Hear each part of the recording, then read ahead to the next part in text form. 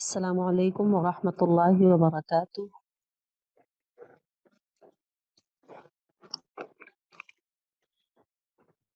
آواز آ رہی ہے میری؟ مہوش بتائیے۔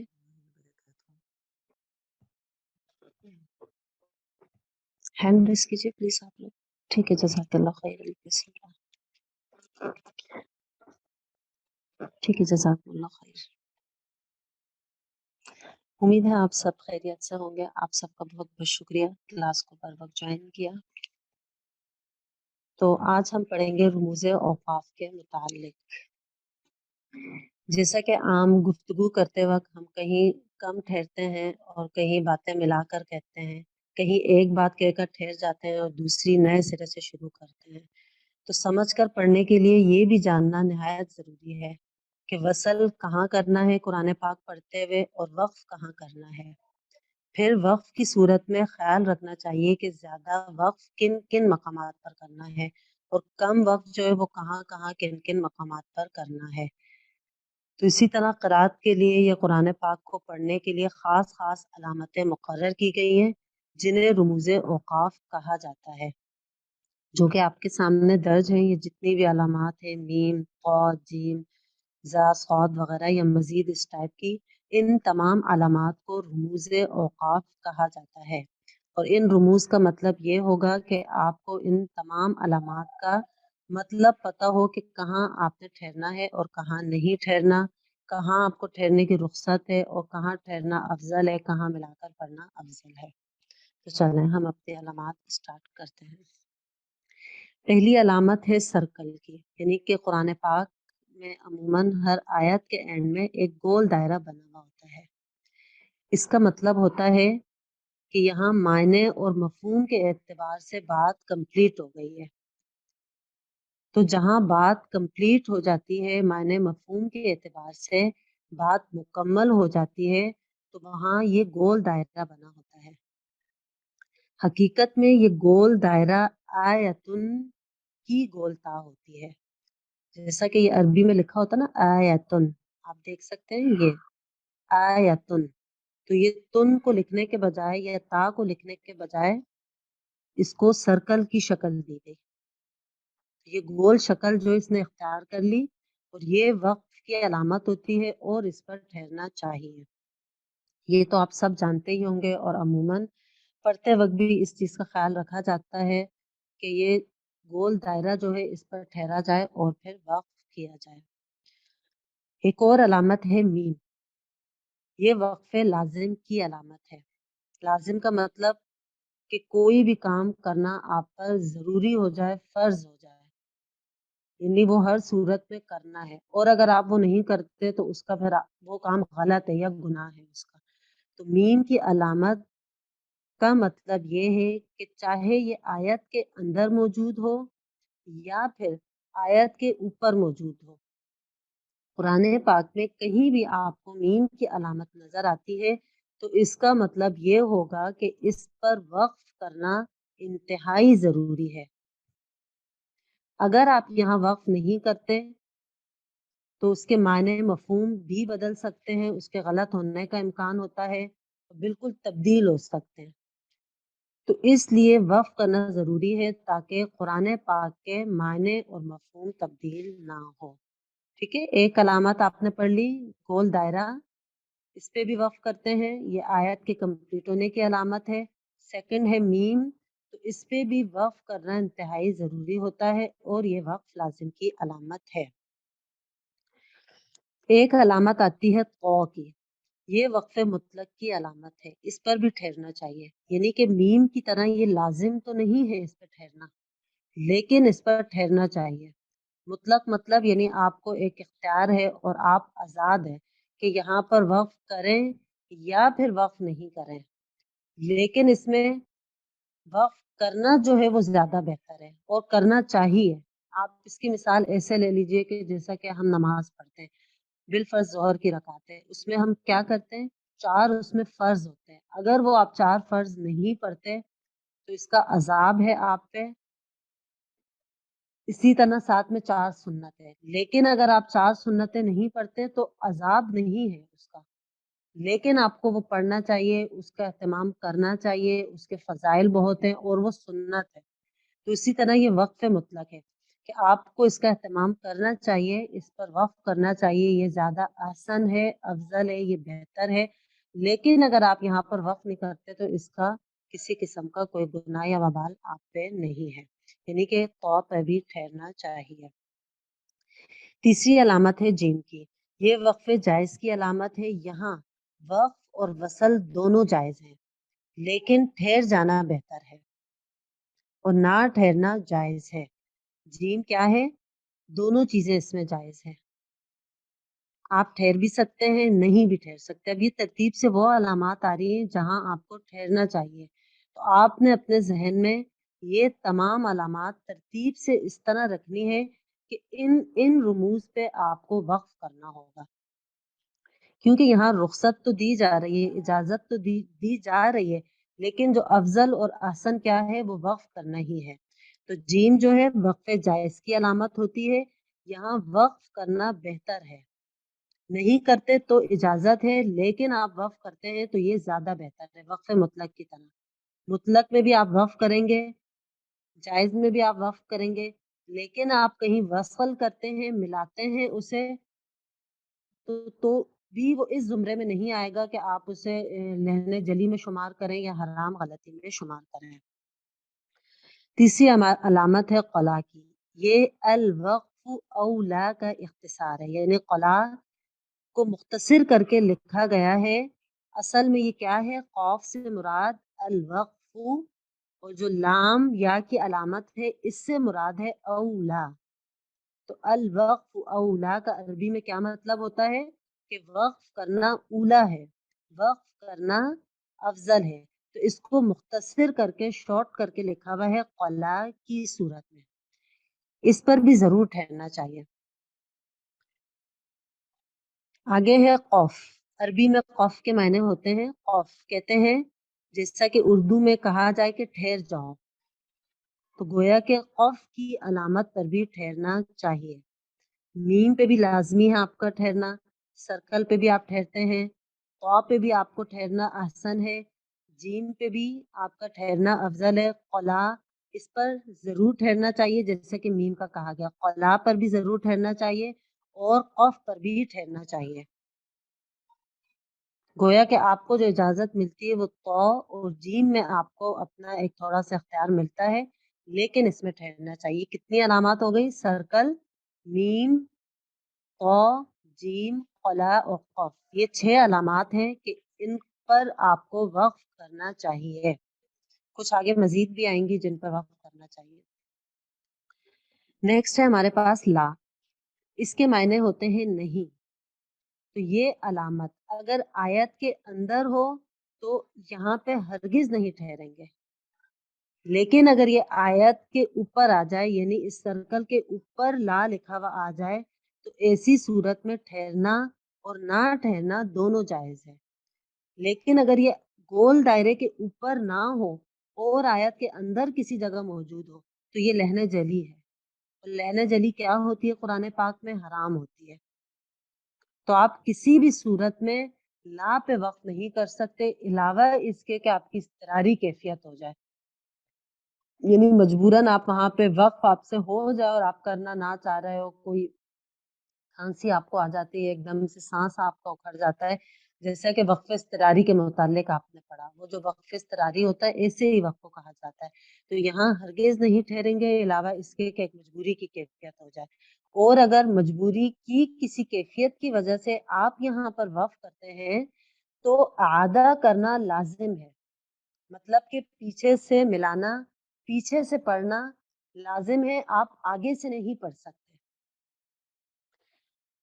زا کی علامت، یہ وقف مجوز کی علامت ہے، یہاں نہیں ٹھہرنا چاہیے، ٹھیک ہے، یعنی یہاں پہ بھی زا پہ بھی آپ کو مطلب اوپر جو ہم پڑھ رہے تھے وہاں یہ تھا کہ ٹھہرنا افضل اور احسن ہے، اب یہاں کہیں رخصت ہے تو آپ کو دوسری چیز کی رخصت ملے گی، یعنی کہ یہاں پہ آپ کو وصل کرنا ہے، لیکن اگر آپ کا وقف ہو جاتا ہے، آپ سانس نہیں جاری رکھ پا رہے، آپ یا جاری مزید نہیں رکھ سکتے، اور اس لیے آپ کو وقف کرنا پڑ رہا ہے تو آپ کر سکتے ہیں کیونکہ جائز ہے، لیکن آپ کو کرنا کیا ہے، احتیاط اس چیز کی رکھنی ہے، کوشش آپ کو یہ کرنی ہے کہ ذا کی علامت پر آپ وقف نہ کریں۔ لیکن پڑھتے پڑھتے بعض اوقات آیت اتنی لمبی ہوتی ہے اور رموز بھی نہیں نظر آ رہے ہوتے، یا پھر فرسٹ ہی اسی مقام پر ہوتا ہے کہ ہمارا سانس وہاں ٹوٹ رہا ہوتا ہے، تو ایسی صورت میں آپ کر سکتے ہیں۔ اور جب آپ ایسی علامت پر وقف کریں گے تو پھر آدھے کی ضرورت آپ کو نہیں ہوگی، یعنی آپ کو یہاں وقف نہیں کرنا۔ لیکن اگر آپ نے وقف کر لیا تو آپ کو پیچھے سے لوٹانا نہیں ہوگا، بلکہ آپ آگے سے ہی پڑھیں گے۔ کوشش یہ کرنی ہوگی آپ کو کہ یہاں پہ وقف نہ کیا جائے۔ صاد بھی زا کی طرح ہی ہے، یہ وقف مرخص کی علامت ہے، یعنی اس کی رخصت دی گئی ہے، رخصت کی علامت ہے، یہاں ملا کر پڑھنا چاہیے وہی، یعنی یہاں پر بھی وصل کریں گے۔ اگر بوقت ضرورت ٹھہرا جائے تو رخصت ہے، جیسا کہ زا کے متعلق کہا وہی چیزیں صاد کے متعلق بھی ہے۔ یہ بھی یاد رہے کہ صاد پر ملا کر پڑھنا زا کی بنسبت زیادہ ترجیح رکھتا ہے، ٹھیک ہے، صاد پر ملانا، صاد پر وصل کرنا زا کی بنسبت زیادہ ترجیح رکھتا ہے، یعنی اگر کہیں دونوں علامات موجود ہوں تو اس وقت آپ کو صاد کو زیادہ ترجیح دینی ہوگی، ٹھیک ہے۔ کبھی ایسا ہوتا ہے نا کہ صاد کی علامت بھی موجود ہوتی ہے، زا کی علامت بھی موجود ہوتی ہے۔ اب رخصت جو ہے آپ لوگوں کو دونوں کی دی گئی ہے، زا کی بھی سانس ٹوٹنے کی صورت میں آپ کو رخصت ہے اور صاد کی بھی آپ کو رخصت ہے۔ اب جب یہ دونوں علامات موجود ہوں گی تو صاد پر ملا کر پڑھنا زا کی بنسبت زیادہ ترجیح ہے، یعنی آپ زیادہ ترجیح اس بات کو دیں گے کہ صاد پر ملایا جائے، ٹھیک ہے، اور زا پہ جو ہے وہ آپ وقف کر لیں۔ نیکسٹ ہے صلا، یہ الوصل اولا کا اختصار ہے، جیسا کہ ہم نے اوپر پڑھا قلا، تو وہاں کیا تھا، آپ کو وقف کرنا چاہیے کیونکہ الوقت اولا اس کا مطلب تھا، صلا کا مطلب ہے الوصل اولا، یعنی یہاں وصل کرنا چاہیے، وصل اولا ہے، اس کو مختصر کر کے لکھا ہوا ہے، الوصل مطلب صاد اور اولا مطلب لام اور یا جو لکھا ہے، یہاں ملا کر پڑھنا بہتر ہے، یعنی یہاں پہ بھی آپ ملائیں گے۔ قوف، یہ قیل علیہ الوقف کا خلاصہ ہے، یہاں ٹھہرنا نہیں چاہیے۔ قیل علیہ الوقف یعنی کچھ علماء اور کچھ قراء کی رائے یہ ہے کہ قیل علیہ الوقف، کہ انہوں نے یہ کہا ہے کہ قوف پر وقف کرنا چاہیے، تو اس کو خلاصتاً قوف کی صرف علامت دی گئی ہے، قوف یہاں پر لکھا گیا ہے، لیکن کچھ علماء کی رائے تو یہ ہے کہ یہاں پہ وقف کرنا چاہیے، کچھ قراء کی رائے یہ ہے کہ قوف پہ وقف کرنا چاہیے، لیکن کیا ہے، یہاں ٹھہرنا نہیں چاہیے، یعنی بہتر افضل یہی ہے کہ آپ قوف پہ نہ ٹھہرے، بلکہ نہ ہی ٹھہرے آپ قوف پہ۔ یہاں بس ایک رائے بتائی گئی ہے کہ کچھ علماء کی رائے اس کے متعلق یہ ہے کہ یہاں وقف کرنا چاہیے، لیکن راجح قول کیا ہے کہ آپ قوف پر وقف نہیں کریں گی۔ نیکسٹ ہے صل، صاد اور لام کی علامت، یہ قد یوصل کی علامت ہے، یعنی کبھی یہاں ٹھہرا جاتا ہے اور کبھی نہیں، البتہ ٹھہرنا بہتر ہے، ٹھیک ہے۔ اب یہ یہاں پہ جو لکھی ہوئی نا، آپ جب اپنے پاس نوٹ بک میں نوٹ کریں یہ تمام رموز، تو ان تمام رموز کو ایک جگہ پہ کر لیجئے گا جہاں پہ ٹھہرنا زیادہ بہتر ہے۔ اب یہ صاد لام کی علامت بھی اسی میں چلی جائے گی کہ یہاں پر ٹھہرنا جو ہے وہ بہتر ہے۔ قد یوصل کی علامت ہے، یہاں کبھی آپ کبھی ٹھہرا جاتا، کبھی ٹھہرنا چاہیے، یعنی اس کا ایک مطلب یہ بھی نکلتا ہے کہ کبھی ٹھہرنا چاہیے اور کبھی نہیں ٹھہرنا چاہیے، یعنی کبھی ملا کر پڑھا جاتا ہے کبھی نہیں پڑھا جاتا، پڑھنے والا کبھی جگہ پر ٹھہرتا ہے اور کبھی اس جگہ پر نہیں ٹھہرتا، لیکن اس میں اولا کیا ہے، ترک وصل جو ہے اس میں اولا ہے اور وقف کرنا اس میں احسن ہے صول میں، ٹھیک ہے۔ تو آپ جو وقف کریں گے نا، میم قا جیم قلا قف، تو اس میں آپ نے ایڈ کرنا ہوگا صاد لام کی بھی علامت کو، کیونکہ یہاں پر وقف کرنا افضل ہے۔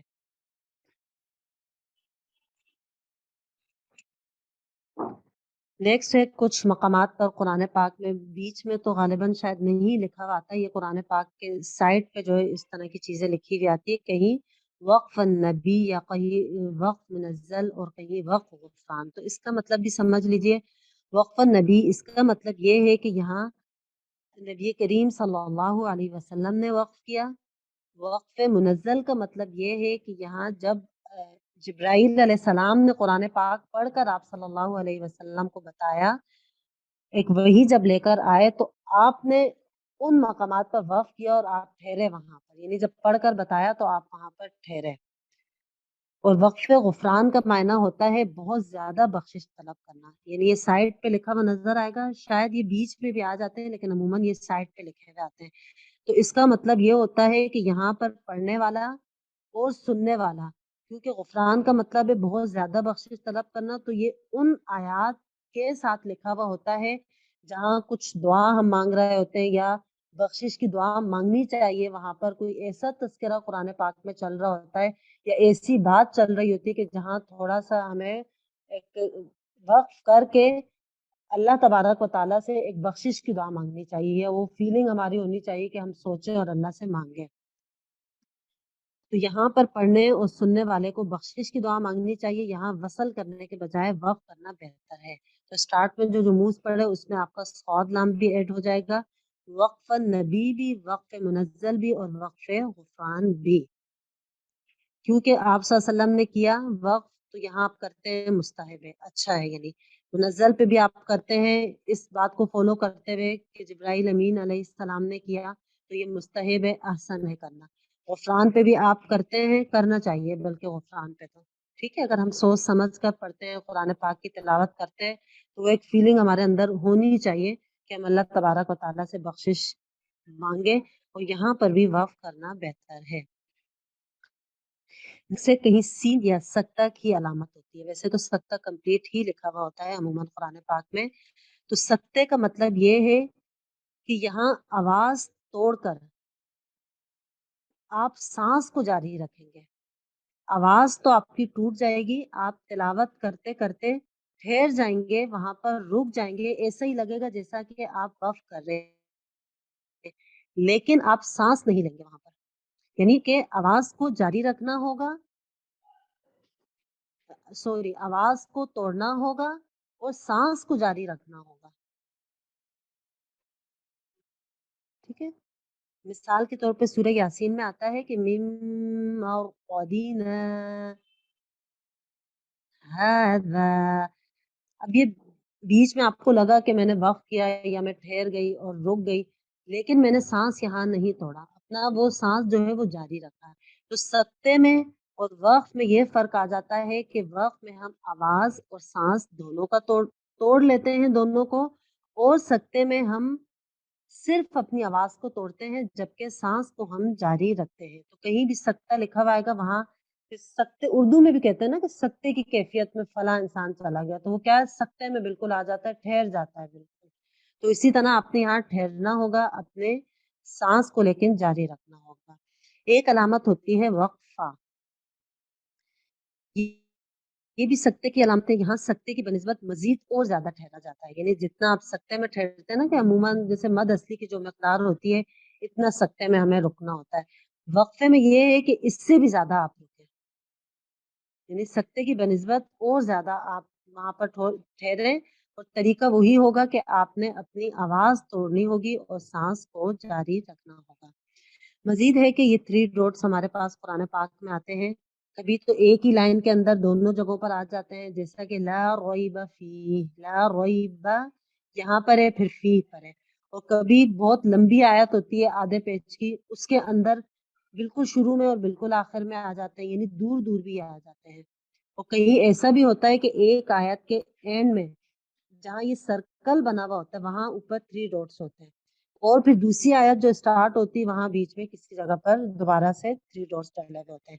اس کا مطلب یہ ہوتا ہے کہ دونوں میں سے کسی ایک جگہ پر آپ وقف کریں گے اور دوسری جگہ پر آپ کو وقف چھوڑنا ہوگا. اگر آپ نے پہلے 3 ڈاٹس پہ وقف کیا تو نیکسٹ جو ہوگا اس پہ پھر نہیں کر سکتے آپ، اور اگر آپ نے پہلے 3 ڈاٹس پہ وصل کر دیا جو نیکسٹ آپ کے پاس 3 ڈاٹس ہوں گے اس پہ آپ وقف کریں گے. یعنی یہ آپ کو اختیار ہے کہ آپ پہلے پہ وقف کر رہے ہیں یا دوسرے پہ وقف کر رہے ہیں. किसी एक पर आपको वक्फ करना होगा और किसी एक पर आपको वसल करना होगा। मिसाल के तौर पे आयत के ऊपर है तो अमूमन ज़ाहिर है वक्फ वहीं पर हो जाता है। तो आगे जब आयत के अंदर ये 3 डॉट्स आएंगे तो आपको आगे पीछे अपना सांस तोड़ना होगा, ना कि इस 3 डॉट्स पे। यहाँ पे आपको वक्फ ही करना होगा। मुख्तसरन यूं समझ लीजिए कि ये 2 जगहों पर 3-3 नुक्ते आपको मिलेंगे।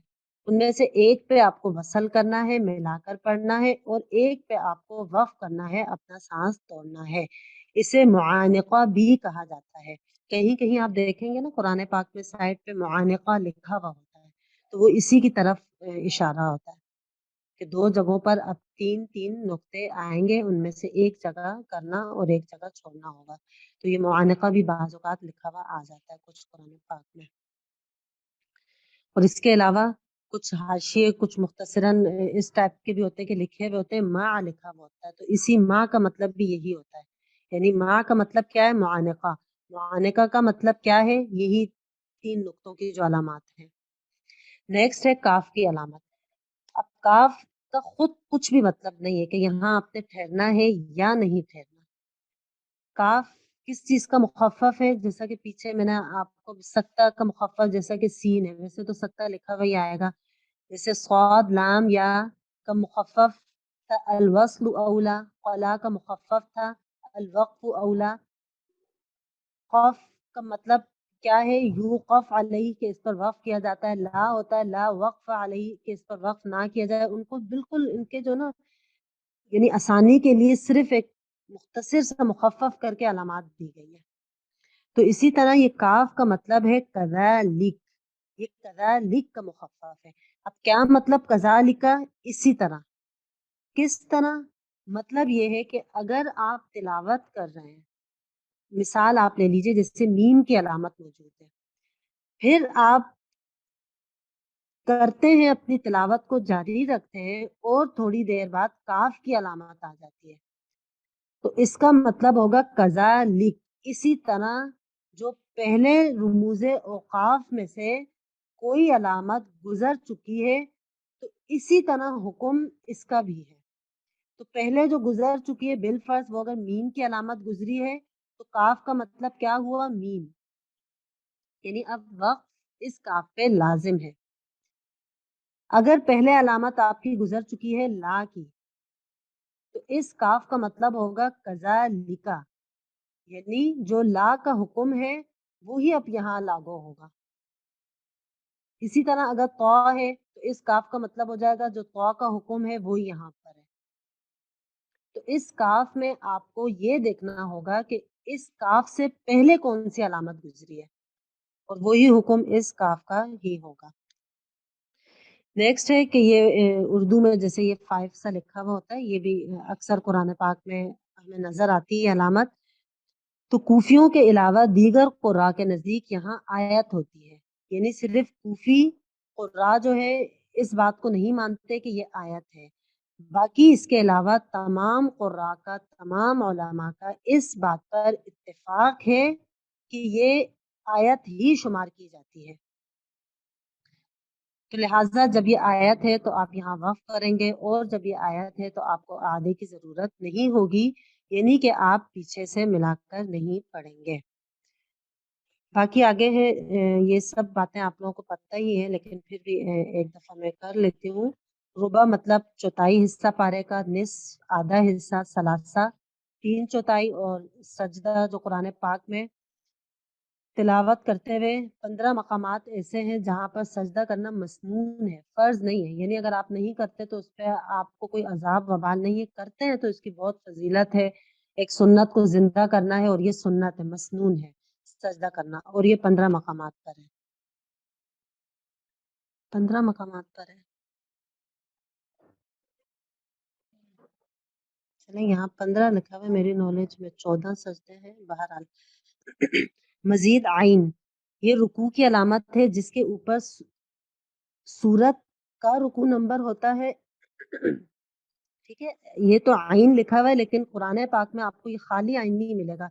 इसके ऊपर भी नंबर होते हैं, इसके बीच में भी नंबर होते हैं, और इसके नीचे भी नंबर होते हैं। ठीक है, ये रुकू की अलामत है जिसके ऊपर सूरत का रुकू नंबर होता है, ठीक है, और नीचे जो है वो पारे का रुकू नंबर दिया जाता है, और दरमियान में इस रुकू की कुल आयात की तादाद मौजूद होती है, ठीक है। इन नंबरिंग का क्या मतलब हुआ कि ऊपर सूरत का नंबर है, यानी सूरत के लिहाज से कौन सा रुकू है, नीचे पारे के लिहाज से कौन सा रुकू है, और बीच में इस रुकू के अंदर कितनी कितनी आयात मौजूद है।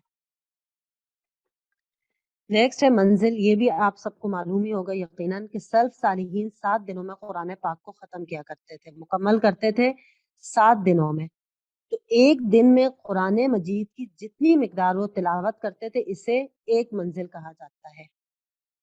इसी तरह कुरान मजीद की 7 मंजिलें बन गई, क्योंकि वो 7 दिनों में कुरान पाक करते थे, पूरी एक प्लान करके, एक प्लानिंग के तहत वो 7 दिनों में पढ़ते थे। तो ऐसा नहीं कि एक दिन जो है वो 10 पारे पढ़ लिए, दूसरे दिन फिर सिर्फ एक पारा पढ़ लिया, तीसरे दिन जो है मूड नहीं था, ऐसा नहीं।